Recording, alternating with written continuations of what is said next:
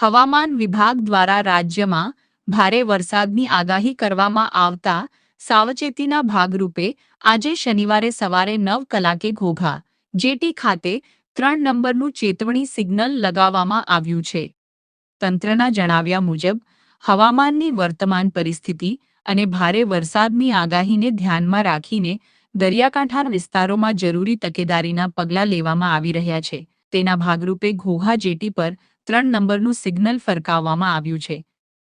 તંત્ર દ્વારા દરિયામાં માછીમારી કરવા જતા તમામ માછીમારોને આગામી સૂચના સુધી દરિયો ન ખેડવા અને કોઈપણ પ્રકારનું જોખમ ન લેવા અપીલ કરવામાં આવી છે.